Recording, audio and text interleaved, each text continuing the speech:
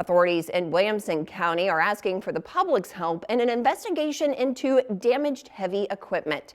The sheriff's office says they responded to rural Marion this past Sunday for the report of a bulldozer in the water. There it is. Now, after investigating, deputies determined that someone took the bulldozer from a business and drove it over an embankment and into a strip pit.